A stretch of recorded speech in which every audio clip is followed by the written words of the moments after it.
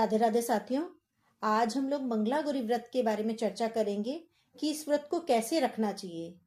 ये व्रत कुंवारी लड़कियां, सुहागन स्त्रियां सब कोई रख सकता है। कुंवारी लड़कियां सुयोग्य और अच्छे वर की प्राप्ति के लिए ये व्रत रख सकती हैं। जैसे कुछ लड़कियों की शादी में विलंब हो रहा है, देर हो रही है, उसको भी ये व्रत, उन लड़कियों को भी, उन कुंवारी लड़कियों को भी ये व्रत रखना चाहिए। सुहागन स्त्रियों को अपने पति की लंबी उम्र के लिए, उनकी सफलता के लिए और अपने सुखी वैवाहिक जीवन के लिए ये व्रत जरूर रखना चाहिए। ये व्रत सावन में जितने भी मंगलवार पड़ते हैं उस दिन रखा जाता है। कहा जाता है कि गया में, जो बिहार में जो गया जी स्थित है, वहाँ प्रसिद्ध मंगला गौरी मंदिर एक प्रसिद्ध शक्तिपीठ है, जहाँ माता के इस विशेष रूप की पूजा होती है, मंगला गौरी माता के रूप की। जो भी इस व्रत को रखे, सुबह जल्दी स्नान करके आप लोग मंदिर में बैठ के, अगर आपके पास गौरी मैया की फोटो नहीं है तो आप लोगों के पास शंकर भगवान की फोटो जरूर होगी। उसमें माता पार्वती होती हैं। माता पार्वती जी को और भोले बाबा की दोनों की पूजा करिए, उनको कुमकुम का टीका लगाइए माता पार्वती को, और सुहागन स्त्रियां सिंदूर लगाइए और उनके नाम का, गौरी मैया के नाम का दीपक जलाइए। और 4 या 5 मंगलवार पड़ते हैं और कोशिश करिए आप लोग मंगलवार का, जो भी आखिरी मंगलवार पड़े, चौथा या पांचवा, आप लोग सुहाग की सामग्री, सुहाग का सामान 16 चीजें हो तो ज्यादा अच्छा है। फूल, फल, मिठाई, लौंग, सुपारी, पान, ये सब चीजें ले जाके एक मंदिर में, ऐसे मंदिर में जाइए जहां पे शिवजी का अर्घा बना होता है, जहां पे शिवजी के शिवलिंग के पास माता पार्वती विराजमान हो। उनके पास जाकर आप लोग उनको पहले स्नान कराइए। फिर उसके बाद अगर कुंवारी कन्या हैं तो खाली माथे पे सिंदूर लगाएं या कुमकुम लगाएं। अगर सुहागन स्त्रियां हैं तो पूरा मांग में पूरा सिंदूर लगाएं। भोले बाबा को चंदन लगाएं।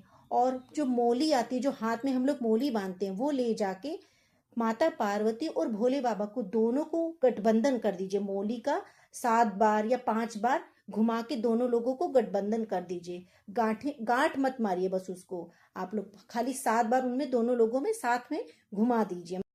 बंधन करने के बाद आप लोग वहां दीपक जला दीजिए, घी का आरती कर दीजिए, भोले बाबा की, माता पार्वती सहित आरती कर दीजिए सारी सामग्री चढ़ा के। उसके बाद जैसे कुछ होता है कि भाई 5वां या चौथा मंगलवार में मासिक धर्म का डर रहता है कि कहीं मेरा मासिक धर्म उस टाइम पे ना आ जाए, तो हम किस टाइम करें ये पूजा। तो आप किसी भी बीच में मंगलवार, पहला मंगलवार, दूसरा मंगलवार, तीसरा, किसी भी मंगलवार को जाके आप ये कर सकते हैं। पर अगर अच्छा है कि आखिरी मंगलवार पड़े तो ज्यादा अच्छा है। जब आप लगातार 5 वर्ष तक मंगला गौरी व्रत रख लें तो पूजन करने के बाद 5वें वर्ष में सावन माह के अंतिम मंगलवार इस व्रत का उद्यापन जरूर कर दें। इसमें कोई विशेष पूजा अर्चना की कोई वो नहीं कि हमें क्या करें इस दिन, क्या ना करें। आप लोग कुछ मत परेशान होइए, बस जैसे भगवान के आगे सुबह हाथ जोड़िए और माता गौरी का स्मरण करिए, उनके नाम का दीपक जलाइए, उनका ध्यान पूरा दिन रखिए कि आज मैंने व्रत रखा।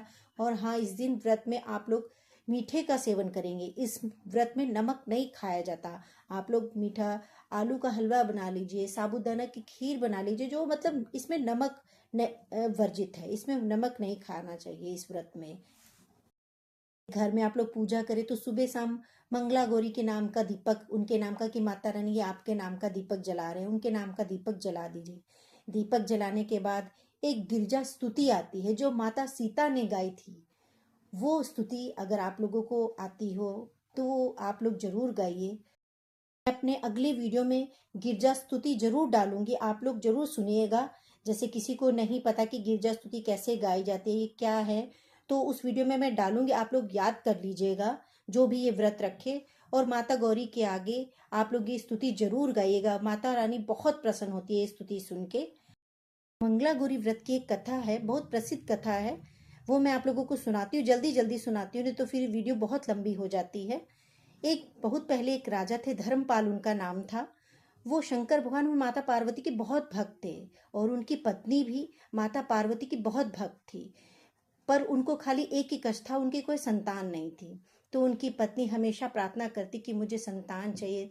तो एक बार माता पार्वती प्रसन्न हुई उन पे, तो उन्होंने कहा, क्या पुत्री, क्या वरदान चाहती हो? तो धर्मपाल की पत्नी ने कहा, मुझे पुत्र चाहिए। तो माता पार्वती ने कहा कि पुत्र मैं जरूर दूंगी, पर क्या बोलते हैं, तुम्हारी जो पुत्र है उसकी आयु ज्यादा लंबी नहीं है, वो 16 वर्ष के लिए बस खाली तुम्हारे पास आएगा। हाँ, अगर उसकी आयु लंबी चाहती हो तो उस स्त्री के, उस कन्या के साथ इसका विवाह करना जो मंगला गौरी का व्रत, मेरे नाम का मंगला गौरी का व्रत रखती हो, तो उससे तुम्हारे पुत्र की आयु लंबी हो जाएगी। माता पार्वती उनको ये वरदान दे देती हैं कि तुम्हारे पुत्र होगा। 10वें महीने में धर्मपाल की पत्नी एक पुत्र को उत्पन्न करती हैं, पर उनके दिमाग में भय भी बना रहता है कि मेरा पुत्र खाली 16 वर्ष के लिए है। तो पुत्र के उत्पन्न होने के बाद से ही 5वें वर्ष 6ठे वर्ष से वो ये तलाश करने लगती हैं कि ऐसी कौन सी कन्या है जो माता गौरी की पूजा करती हो। उनके 16 वर्ष पूरे होने के पहले ही उनको एक कन्या प्राप्त मिलती है जो माता गौरी की बहुत भक्त होती है और उनकी उपासना करा करती है।